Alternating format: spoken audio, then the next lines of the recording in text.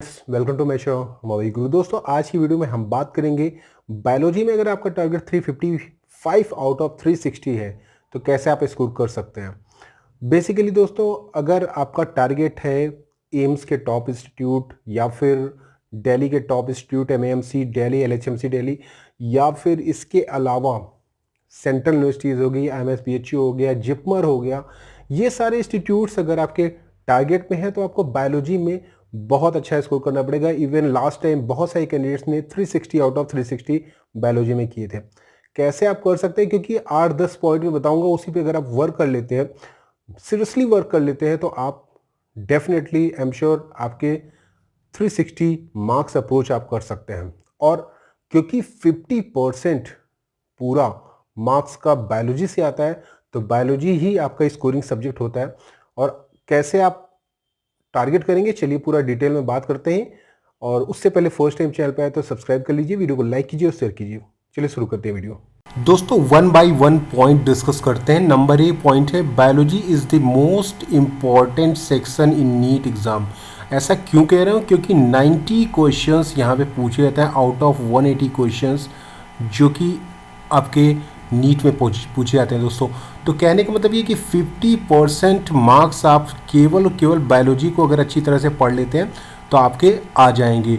और सबसे ज़्यादा जो कैंडिडेट्स अच्छा स्कोर करते हैं उनका केवल यही खासियत होती है कि बायोलॉजी में वो 350 प्लस स्कोर कर लेते हैं, जिसकी वजह से उनका मार्क्स रेंज 620-630 के करीब चला जाता है। नंबर बी पॉइंट जो बायोलॉजी को डिफरेंट बनाता है वो 95% क्वेश्चंस। अब बताइए, 95% क्वेश्चन डायरेक्टली एनसीईआरटी से पूछ लिए जाते हैं। मींस एनसीईआरटी में अगर आपका कमांड है तो आप बहुत ही अच्छा कर सकते हैं बायोलॉजी में। और एनसीईआरटी 11th और 12th ये आप पूरा अच्छी तरह से पढ़ लें तो आपका पूरा बायोलॉजी कवर हो जाएगा। नंबर सी पॉइंट क्या है कि बहुत सारे कैंडिडेट्स ये पूछते हैं कि बुक्स कौन सी पढ़ी जाए। तो यार बुक्स में अगर मैं बात करूँ तो बुक्स के लिए ज़्यादा परेशान होने की ज़रूरत नहीं है, क्योंकि इसमें आपको केवल एनसीईआरटी 11th और 12th, इसके अलावा कुछ भी नहीं पढ़ना है। 11th और 12th के अलावा बस ये करना कि 11th और 12th की बुक जब पढ़ना तो कम से कम इसका 10 से 15 बार रिवीजन कर लेना। और ये इसलिए क्योंकि चीज़ें याद करनी बहुत ज़्यादा ज़रूरी होती हैं, समझ के याद करनी बहुत ज़्यादा ज़रूरी है, वरना ये मिस हो जाती है दोस्तों। तो ये इम्पॉर्टेंट चीज़ है। इसके अलावा डी पॉइंट जो मेरा है वो है line by line daily study. ये डेली मैंने इसलिए बोला हुआ क्योंकि दोस्तों डेली स्टडी बहुत ज़्यादा रिक्वायर्ड है और एनसीईआरटी की बुक ही आपको पढ़नी है।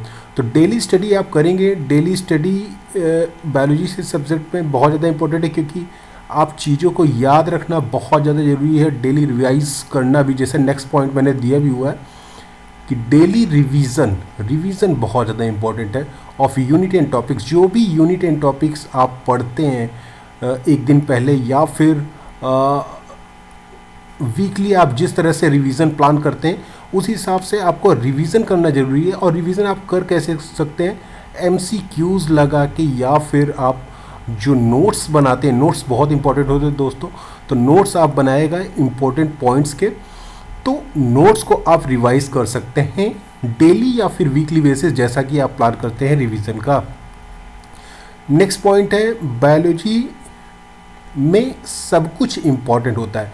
सब कुछ इसलिए कह रहा हूँ दोस्तों क्योंकि बायोलॉजी बहुत ही ज़्यादा वास्ट सब्जेक्ट होता है और यहाँ पे आपको पूरा कंप्लीट रेफरेंस बुक आपको पढ़नी ज़रूरी है। तो कंप्लीट रेफरेंस बुक अगर आप पढ़ते हैं दोस्तों तो वो ज़्यादा इम्पॉर्टेंट रहेगा आपके लिए। तो कंप्लीट रेफरेंस बुक आप ज़रूर पढ़िए। और इसके अलावा नेक्स्ट पॉइंट अगर हम बात करें दोस्तों, तो नेक्स्ट पॉइंट जो हमारा इम्पॉर्टेंट पॉइंट है वो रिगार्डिंग है एनसीईआरटी एग्जाम्पलर। बहुत ज़्यादा इम्पॉर्टेंट है ये एनसीईआरटी एग्जाम्पलर, ये आप सॉल्व करें, इससे भी बहुत ज़्यादा मदद आपको मिलती है।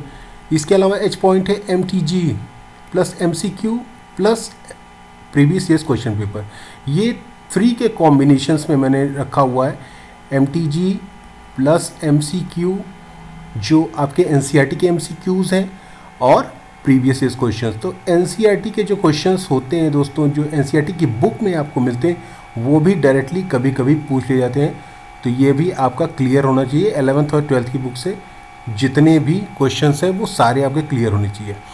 इसके अलावा study biology in the morning, ये सबसे ज़्यादा इंपॉर्टेंट है दोस्तों। बहुत सारे कैंडिडेट्स कहते हैं कि बायोलॉजी में जो पढ़ते हैं भूल जाते हैं, याद नहीं रहता। तो बेटर यही है कि बायोलॉजी का जो टर्म रखिए वो मॉर्निंग में रखिए। तो मॉर्निंग से क्या होगा, आपको चीज़ें याद करने में और समझने में प्रॉब्लम नहीं होंगी। ये ज़्यादा इम्पॉर्टेंट पॉइंट है मेरे हिसाब से, क्योंकि बहुत सारे कैंडिडेट्स को ये प्रॉब्लम होती है।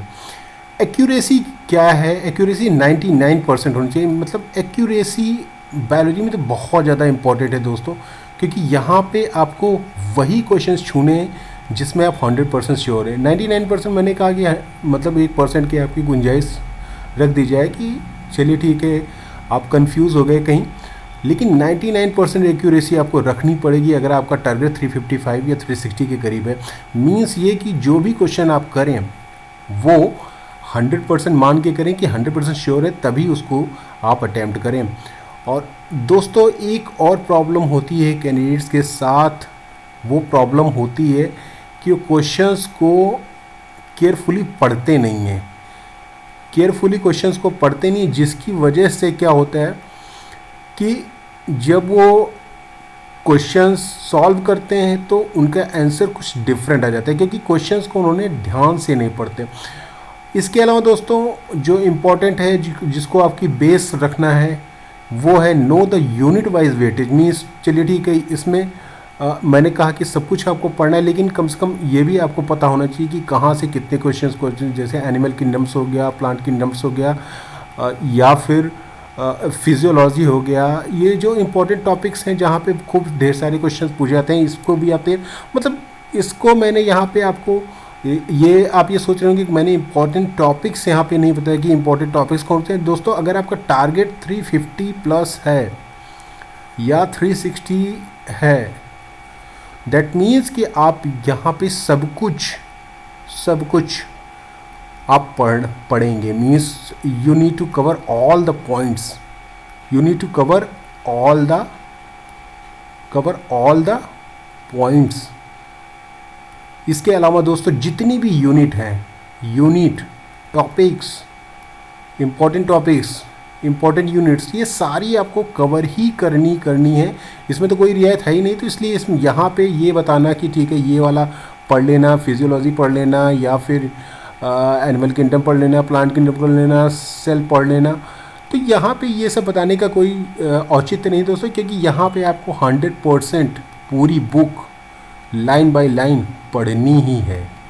तो यहाँ पे ये अभी क्योंकि आपके पास बहुत टाइम है तो इसलिए आप पूरा 100% कवर कर सकते हैं।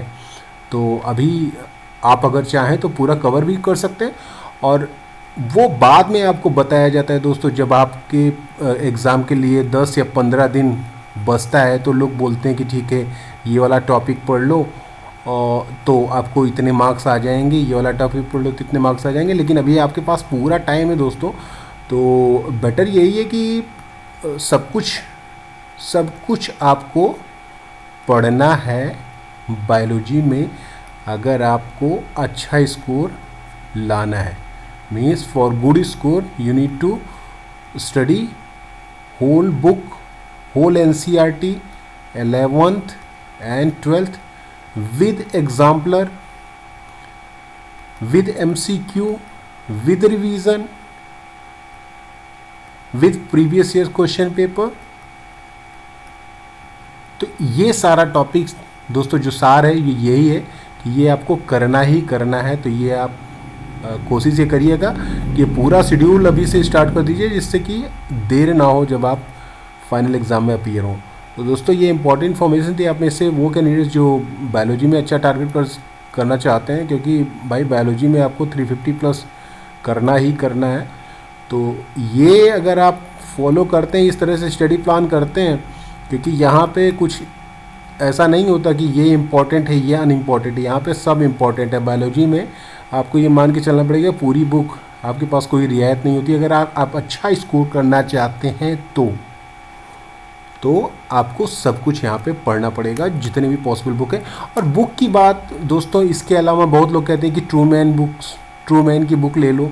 ट्रूमैन की बुक लेने की कोई ज़रूरत नहीं है दोस्तों, यहाँ पे एनसीईआरटी सफिशिएंट है, कोई ज़रूरत नहीं है। एनसीईआरटी अगर आप 10 से 15 बार रिवाइज कर लेते हैं और अच्छा कमांड होता है एनसीईआरटी पे, तो मेरे ख्याल से कोई बुक ज़रूरत नहीं है, 360 आप कवर कर सकते हैं।